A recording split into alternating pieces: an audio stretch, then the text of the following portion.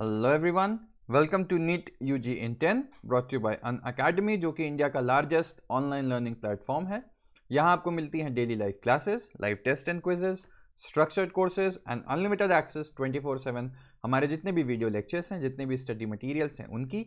लेकिन उसके लिए आपको हमसे जुड़ना होगा। अनअकैडमी लर्निंग ऐप डाउनलोड करिए गूगल प्ले स्टोर पर जाके या iOS ऐप स्टोर पर जाके, एंड देन आपको लेना होगा हमारा नीट यूजी का पेड सब्सक्रिप्शन, हमारे सारे फीचर्स और सारी फैसिलिटीज़ अवेल करने के लिए। इसके लिए कई ऑप्शंस आपके पास हैं 1, 3, 6, 12, 24। सिंस नीट यूजी का सिलेबस काफ़ी वास्ट है, थोड़ा टाइम टेकिंग होता है, इसलिए 1 साल या 2 साल का पैकेज सबसे ज़्यादा पॉपुलर एंड मोस्ट रिकमेंडेड भी है। और आप देखेंगे कि अगर आप मेरा रेफरल कोड LOVE10 आपकी स्क्रीन पे नीचे रेड में आप देख सकते हो, ये यूज़ करते हैं तो आपको मिलेगा एक्स्ट्रा 10% का ऑफ, जो भी हमारी बेस प्राइसेस है। मेरा नाम लव किशोर श्रीवास्तव है। मैगिल यूनिवर्सिटी कनाडा में एज अ रिसर्चर मैं इस समय काम कर रहा हूं, और आप पर्सनली मुझसे जुड़ना चाहते हैं तो मैंने अपना टेलीग्राम लिंक नीचे ऐड कर दिया है। तो आज हम नेक्स्ट बात करेंगे अब फाइलम इकाइनोडर्मेटा की। ठीक है, अब बात आती है इकाइनो मतलब आप समझ लीजिए स्पाइनी मतलब कांटेदार चीज, और डर्मेटा मतलब स्किन। ठीक है, तो स्किन में इनके स्पाइनी कांटे टाइप चीज मिलती है। क्या है, आप चलिए आगे डिस्कस करते हैं। These animals have an endoskeleton. अब तक हमने क्या बातें की थी? एक्सोस्केलेटन मतलब बॉडी से बाहर की। यहां पे एंडोस्केलेटन, अगर ये बॉडी है तो बॉडी के अंदर है कुछ। ठीक है, अंदर आ रहा है।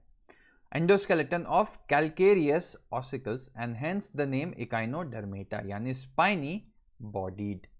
ठीक है, तो क्या होगा अगर ये आप इसका ये एक आर्म ले लीजिए, इस एक आर्म को देख रहे हैं तो इसमें अंदर ऐसे कैल्केरियस मतलब कैल्शियम के बने हुए कांटे टाइप होते हैं, जो कि एक एंडोस्केलेटन का काम करते हैं। ठीक, इसीलिए आप इनकी स्किन को अगर आप छुएंगे हाथ से तो आपको स्पाइनी कांटे, छोटे छोटे कांटे मिलते जाएंगे। ठीक है, चलो। All are marine with organ system level of organisation.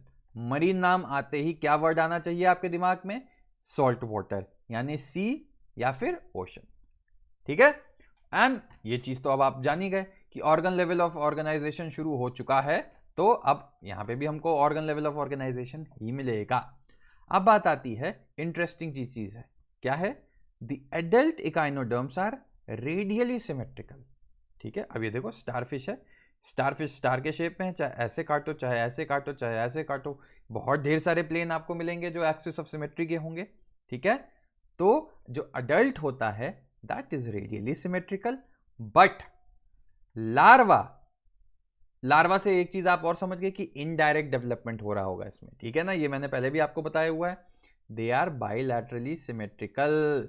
बहुत इंपॉर्टेंट पॉइंट हुआ ना, ये पहला ऐसा ऑर्गेनिज्म हमको दिखा जो बचपन में इन द सेंस लार्वा को आप वही कह सकते हैं, जब छोटा है वो तो वो बाइलैटरली सिमेट्रिकल है, लेकिन जब अडल्ट स्टेज में पहुंच जाता है वो तो क्या हो जाता है? रेडियली सिमेट्रिकल हुआ। ये तो बड़ी इंटरेस्टिंग सी चीज हो गई। ठीक है, they are triploblastic and coelomate.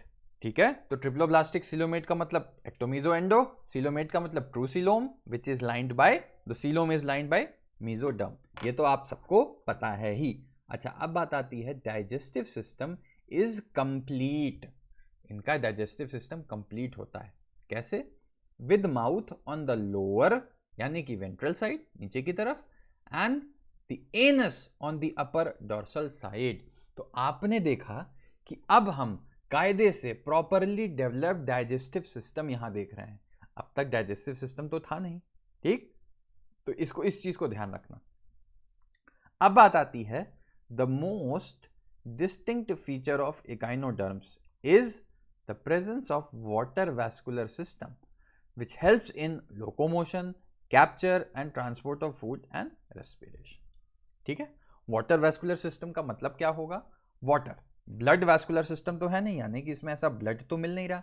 Water vascular system मतलब, वैस्कुलर सिस्टम क्या होता है? हमारी बॉडी में आप सर्कुलेटरी सिस्टम पढ़ते हो, एक जगह से दूसरी जगह ब्लड ट्रांसपोर्ट होता है, एंड ब्लड में जो भी खाना पीना, न्यूट्रिशन, गैसेस हो गई, वो अपने साथ कैरी करता है। ठीक है, तो यही काम होता है।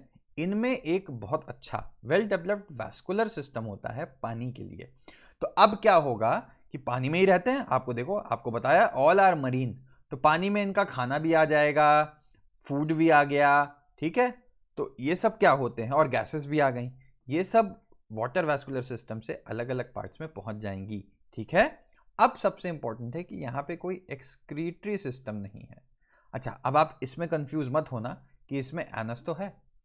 एनस एक्सक्रीशन में नहीं, ईजेशन में हेल्प करता है। एक्सक्रीशन में क्या हेल्प करता है, जैसे हमारी बॉडी है, फॉर एग्जाम्पल हमारे अंदर भी तो एनल होल होता है ना, एनस होता है, ठीक है। Anus is for ईजेशन, not excretion. Excretion की हम जब बात करते हैं तो स्पेसिफिकली नाइट्रोजनस वेस्ट आता है इसमें, ठीक है।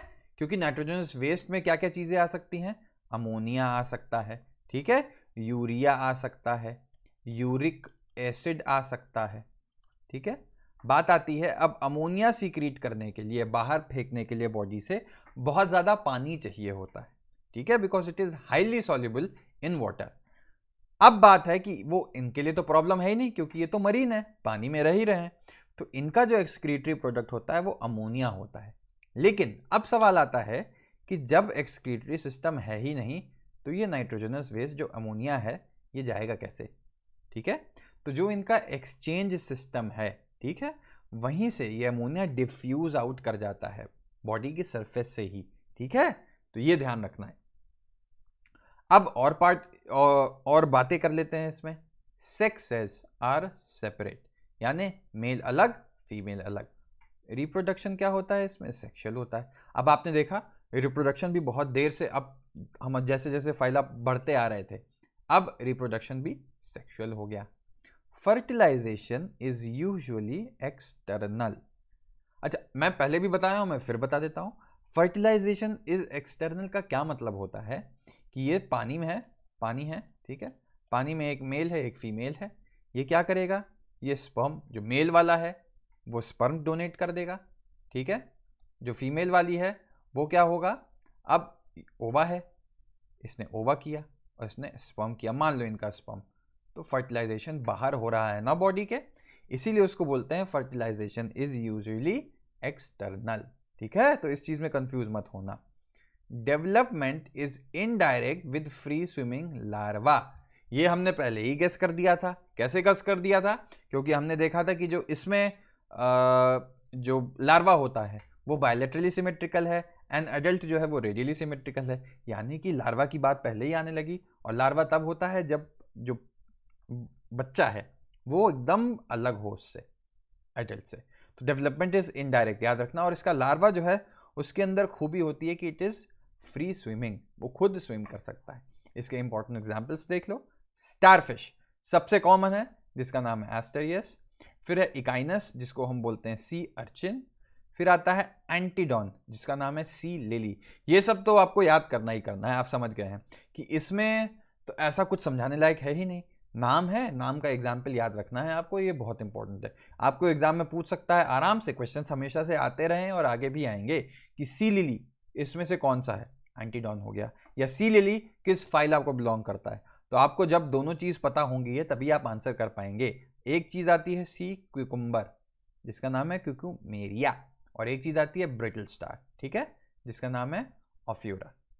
तो याद रखना ये सब बहुत इंपॉर्टेंट चीजें हैं, जितने भी हैं एग्जाम्पल्स तो बहुत इंपॉर्टेंट होते हैं, बाकी कैरेक्टरिस्टिक्स जो हैं वो भी इंपॉर्टेंट होती हैं। तो फाइलम में इन छोटे छोटे वीडियोस से 10 मिनट वाले वीडियोस में मैं आपको एक आइडिया दे रहा हूं बस, कि क्या कैसे है, क्या इंपॉर्टेंट है, क्यों इंपॉर्टेंट है। तो एक क्विक रिवीजन आपको एग्जाम से पहले इस वीडियो से हमेशा से मिलता रहेगा। तो आई होप कि आपको वीडियो पसंद आया हो, एंड इकाइनोडर्म्स के बारे में एक आइडिया लग गया हो आपको, क्या है इकाइनोडर्म्स, नाम क्यों है, ठीक है, क्योंकि इसमें कैल्केरियस एंडोस्केलेटन प्रेजेंट था, ठीक। वीडियो पसंद आया तो लाइक करो, सब्सक्राइब करो। लव10 जो मेरा रेफरल कोड है, इसको यूज करके आप अनअकैडमी से जुड़ सकते हैं, आपको मिलेगा 10% का एक्स्ट्रा ऑफ। मुझसे पर्सनली जुड़ना है तो मैंने अपना टेलीग्राम लिंक नीचे ऐड कर दिया है, जहां पे मैं अपनी क्लासेस का रेगुलर अपडेट देता रहता हूं। प्लस वहां पे आपको एक डिस्कशन ग्रुप भी मिलेगा, जहां पे आपको कोई भी क्वेश्चंस हैं आप आराम से पूछ सकते हो। एंड अगर आपको कोई टॉपिक चाहिए मैं पढ़ाऊं आगे फ्यूचर में अनअकैडमी पे या यूट्यूब पे, तो आप वो भी मुझे वहां बता सकते हो। थैंक यू ये लेक्चर सुनने के लिए, एंड मिलते हैं नेक्स्ट लेक्चर में।